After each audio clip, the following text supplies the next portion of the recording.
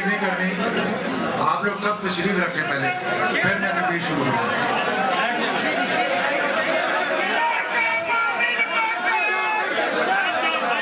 आगे वाले भी बैठ जाओ, मूसा खान वाले भी, पिशावर वाले भी बैठ जाओ सारे, मेहरबानी आप लोग। बिस्मिल्लाहिर्रहमानिर्रहीम, अल्हम्दुलिल्लाहि रब्बिल आलमीन, वस्सलातु वस्सलामु अला खातिमिन नबिय्यीन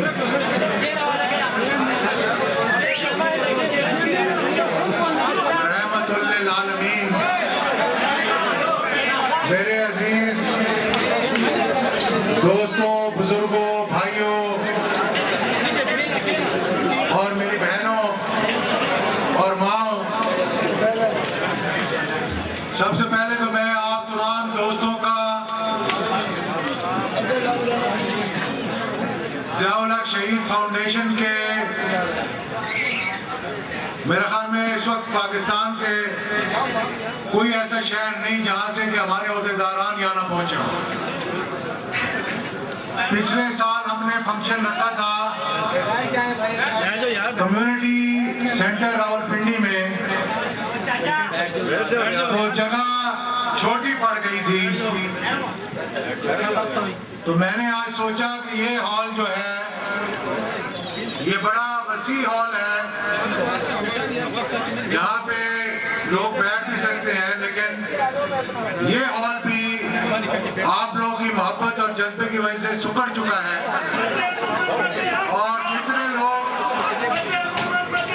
अंदर बैठे हुए हैं इससे कई गुना लोग जो है वो बाहर खड़े हुए हैं।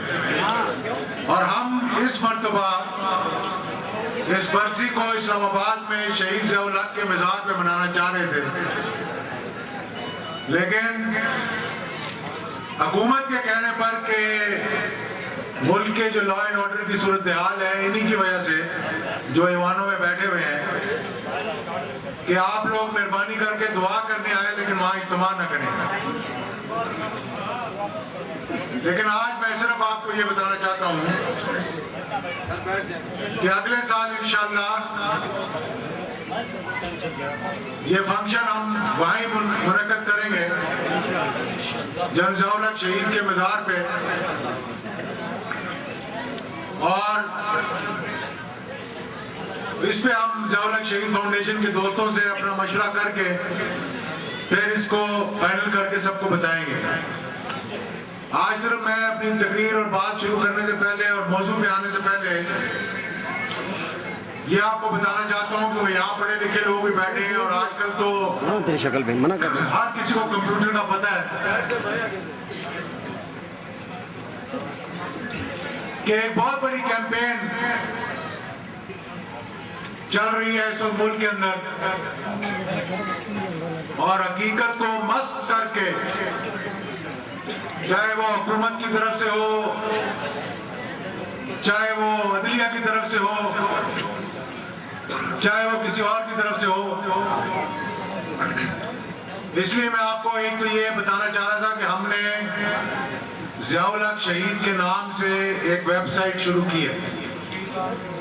जिसमें आप जाकर उनकी तमाम रिकॉर्ड, उनकी जिंदगी के हालात, उन पे जो किताबें लिखी गई हैं वो, और उनकी तकारीर और जो उन्होंने दुनिया भर में की, उन सब को आप देख भी सकते हैं, डाउनलोड भी कर सकते हैं, और एक रिकॉर्ड का हिस्सा हमने उसको बना दिया है। तो मैं ये कहना चाह रहा था कि इससे पहले कि मैं बात करूं कि पाकिस्तान को दरपेश चैलेंजेस और हमारी जिम्मेदारियां, कि आज वो लोग भी जिनको ज़ियाउल हक शहीद ने जिनके सरों पे हाथ रखे, जिनको अपनी जिंदगियां भी लगा दी, जिन पे जब मुश्किल वक्त आया तो उनकी बोरी को भी सी दिया, और जब और मुश्किल वक्त आया तो उनको कह दिया कि जाओ, तुम्हें कुछ नहीं नहीं हो सकता, तुम्हारा किला मजबूत है। और फिर यहां तक कह दिया कि मेरी उम्र भी तुम्हें लग जाए। और फिर मेरे पास बहुत सी तहरीरें भी मौजूद हैं, मैं दिखा भी सकता हूं कि मेरी वालिदा को कितने खत लिखे, मेरे वालिद को कितने खत लिखे और क्या क्या बातें हुई। मैं इसलिए नहीं कि किसी के खिलाफ बात कर रहा हूं, मैं इसलिए कह रहा हूं कि अल्लाह ताला उनको हिदायत दे कि एक मुसलमान शख्स की शख्सियत ऐसी होनी चाहिए कि अगर तुम पे किसी ने एहसान किया है और एहसान ना भी को कि तुमसे किसी ने मोहब्बत की है, प्यार किया है, तुम्हें अपना बेटा का है, दोस्त का है, भाई का है, तो कम से कम उसके बारे में बात करते हुए अगर कोई अच्छी बात नहीं कर सकते तो कम से कम बुरी बात मत करो।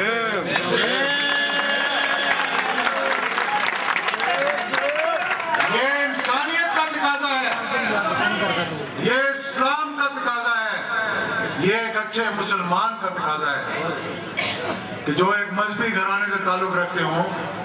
जो दीन के बारे में बात करते हो, उनको चाहिए कि जब ये कह दें जरूर कि मेरा कोई ताल्लुक नहीं, लेकिन कम से कम जब बात करें तो सोच समझ के बात करनी चाहिए। मैं प्रेस का, मीडिया का भी शुक्रिया अदा करता हूं क्योंकि अब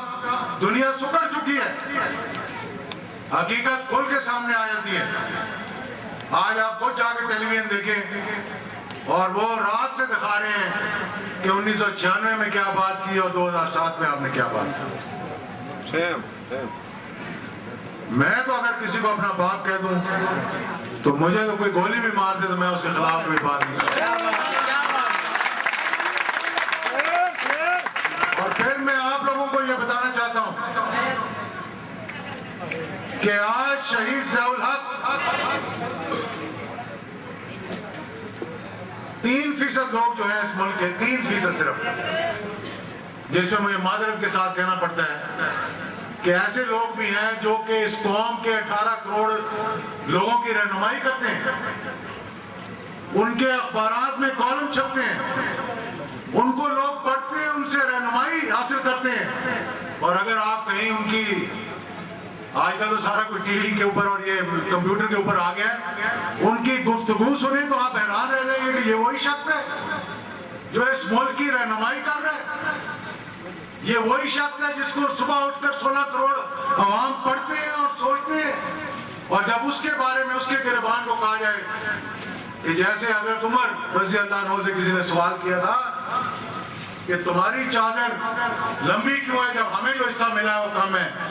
तो उनको मजबूरन कहना पड़ा कि मेरे बेटे का हिस्सा जो है उसने मुझे दे दिया और इसलिए मैंने अपनी चादर को उसकी चादर के साथ मिला दिया।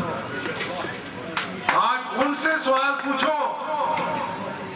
कि तुमने जाति क्यों की है, तो ऐसी जुबान इस्तेमाल करते हैं कि मेरी डिक्शनरी में वो जुबान नहीं। और ये 3% लोग जो है, चाहे उसके अंदर सियासतदान है, सरमायादार है, जागीरदार है, उसके अंदर पॉलिटिशियन है, उसके अंदर ब्यूरोक्रेट्स हैं, उसके अंदर फौजी भी होंगे, मैं समझता हूँ,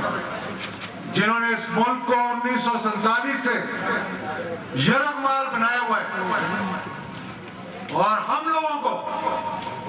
आप लोगों को, पाकिस्तान के अवाम को जो 97% इस्लाम से मोहब्बत करने वाले हैं, पाकिस्तान पे अपनी जान निसावर करने वाले हैं, उनको अपना गुलाम बनाया हुआ, क्योंकि उनको पता है कि उनकी मजबूरी है ये, उनको पता है कि ये हमारी रियाया है, हम इनके मालिक हैं, क्योंकि अंग्रेज तो यहाँ से चला गया था, लेकिन उस काले अंग्रेज से कौन जान छुड़वाएगा जिसने अब तक इस मुल्क पर कब्जा किया हुआ। और फिर वो ज़ियाउल हक शहीद कि जिसने अफगानिस्तान में अकेले तन्हा खड़े होकर ये कहा, और आप उनकी तकरीरें सुने, हमारी वेबसाइट पे जाकर देखें, उन्होंने कहा कि अगर इस मुल्क के 16 करोड़ अवाम, 7 करोड़ अवाम उस वक्त थे, आवागी अनवार साहब ने मुझे बताया, अब तो हम इतनी तेजी से बढ़ रहे हैं कि इंशाल्लाह हम बड़े बड़े चीन को, हिंदुस्तान को पीछे छोड़ देंगे बहुत जल्दी, कि 7 करोड़ अवाम अगर अल्लाह पे करते हुए अपने हाथों में डंडे भी उठा लें तो किसी की जरूरत नहीं कि वो पाकिस्तान की तरफ मैली आंख करके दें। और पूरे जहाज अफगानिस्तान के दौरान मेरे दोस्तों, भाइयों, बुजुर्गों, एक जनरेशन जा चुकी है, गाड़ी कौन सी है? दूसरी जनरेशन हमारी आ रही है। पूरे जहाज अफगानिस्तान के दौरान किसी अमरीकी फौजी की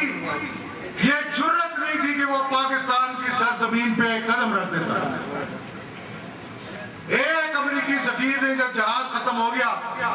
तो मुजाहिदीन की मीटिंग हो रही थी पेशावर में, यहां से निकला इस्लामाबाद से,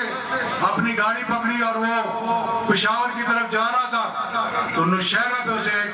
फौजी अफसर ने रोक कर कहा कि मैं सिर्फ तुम्हें इसलिए रोक रहा हूं, तुम्हारा मर्तबा भी है, तुम सफीर भी हो, तुम्हें डिप्लोमेटिक इम्यूनिटी भी है, हर चीज होगी, लेकिन ज़िया-उल हक साहब का तुम्हारे लिए पैगाम है कि फौरी तौर पर यहां से वापस मुड़ जाओ इस्लामाबाद की तरफ,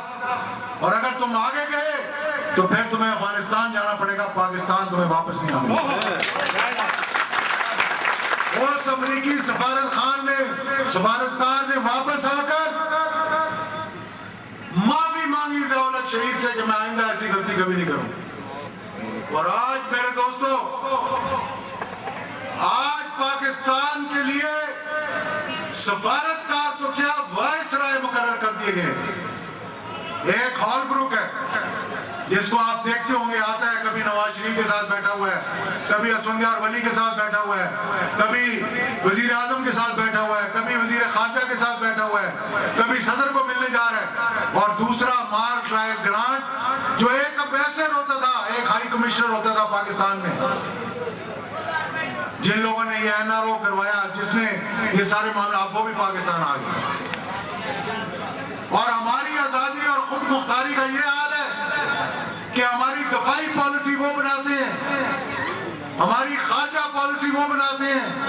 हमारी मालियाती पॉलिसी वो बनाते हैं, क्योंकि IMF और वर्ल्ड बैंक से कर्जे हमें दिए जाते हैं तो फिर हमें बताया जाता है कि आप गरीबों का खून चूसना शुरू कर दो। फिर कार्बन टैक्स लगाते हैं और सुप्रीम कोर्ट फैसला करता है 1 रुपया कीमत कम करने की, तो हुकूमत में इतनी जरूरत है कि उसको 6 रुपए बढ़ा देते हैं। वो कहते हैं कि कार्बन टैक्स नहीं लग सकता,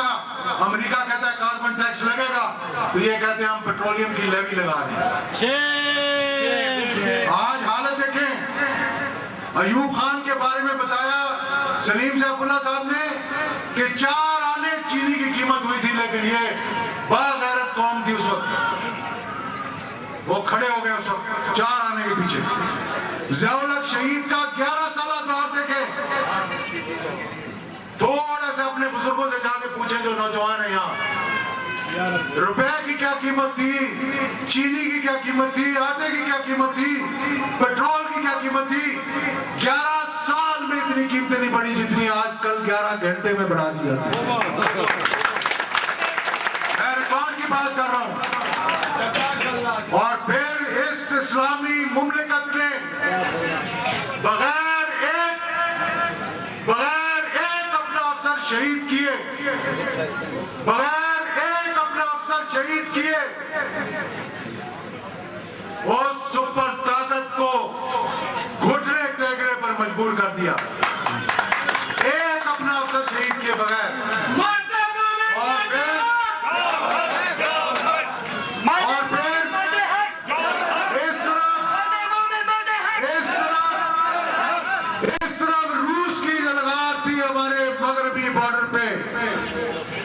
और मशरकी बॉर्डर पे हिंदुस्तान ने अपनी 10 लाख फौज लाकर खड़ी कर दी थी। एक आदमी अपना कमिट किए बगैर सिर्फ क्रिकेट देखने के लिए हिंदुस्तान चले गए। दावत भी उन्हीं लोगों से मंगवाई कि वो ना नहीं कर सके, और राजा जफरुल्लाह साथ थे, मेरा ख्याल है नवाज शरीफ भी साथ था वो, लेकिन इतने नुमाया नहीं थे उन दिनों में। उस ट्रिप में उनके साथ गए थे कि उनको क्रिकेट खेलने का बड़ा शौक था उन दिनों में, और राजा जफरुल्लाह साथ थे। उन्होंने मुझे बताया